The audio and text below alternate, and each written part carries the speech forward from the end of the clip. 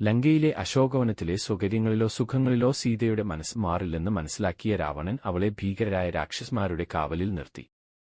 തന്റെ ഈ അവസ്ഥ ഓർത്ത് എപ്പോഴും സങ്കടപ്പെട്ടുനിന്ന സീതയ്ക്ക് ആശ്വാസവും മനഃശക്തിയും നൽകാൻ അവിടെ തന്നെ ഒരാളുണ്ടായിരുന്നു. അവർ ആരാണെന്നറിയുന്നതിനു മുൻപ് ഈ ചാനൽ ഇതുവരെ സബ്സ്ക്രൈബ് ചെയ്യാതെ കാണുന്നവർ ഉടൻ തന്നെ സബ്സ്ക്രൈബ് ചെയ്താലും ഉടൻ നോട്ടിഫിക്കേഷൻ ലഭിക്കാൻ ബെൽ ഐക്കൺ കൂടി അമർത്തുക. അവർ മറ്റാരുമായിരുന്നില്ല, രാവണന്റെ കാവൽക്കാരിൽ ഒരാളായ എന്നാൽ രാമഭക്തയായ ത്രിജട എന്ന രാക്ഷസിയായിരുന്നു. അവർ സീതയോട് മാന്യമായും സ്നേഹത്തോടെയും പെരുമാറി. മനസ്സിന്റെ വേദനകൾക്കിടയിലും ത്രിജടയുടെ സൗഹൃദം ജാനകിക്ക് വലിയ ആശ്വാസം നൽകി. അത് തന്റെ പ്രിയതമൻ രാമൻ തന്നെ കൊണ്ടുപോകാൻ വരുമെന്ന അവരുടെ ചിന്തയ്ക്ക് ശക്തി പകർന്നു. അങ്ങനെ ഒരു ദിവസം രാത്രി ത്രിജട ഭീകരമായ ഒരു സ്വപ്നം കണ്ടു. ആ സ്വപ്നം എന്താണെന്ന് അറിയുന്നതിന് ഈ വീഡിയോയ്ക്ക് ഒരു ലൈക്ക് തരണേ. ത്രിജട കണ്ട സ്വപ്നം ലങ്കയുടെയും രാവണന്റെയും ദയനീയമായ അന്ത്യമായിരുന്നു.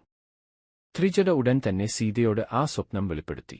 രാവണന്റെ നാശത്തിന്റെ സമയം അടുത്തെത്തിയെന്നും രാമനുടൻ ഇവിടെ എത്തുമെന്നും പറഞ്ഞുകൊണ്ട് ത്രിജട സീതയെ ആശ്വസിപ്പിച്ചു. ത്രിജടയുടെ ഈ വാക്കുകൾ സീതയ്ക്ക് കൂടുതൽ ആശ്വാസമായി. ഇനി എന്ത് സംഭവിക്കും എന്നറിയാൻ തുടർന്നുള്ള എപ്പിസോഡിനായി കാത്തിരിക്കുക. ഇതിനു മുൻപുള്ള എപ്പിസോഡുകൾ കാണാൻ ഉടൻ തന്നെ രാവണായനം പ്ലേലിസ്റ്റ് ചെക്ക് ചെയ്യുക. Link description ബോക്സിലുണ്ട്.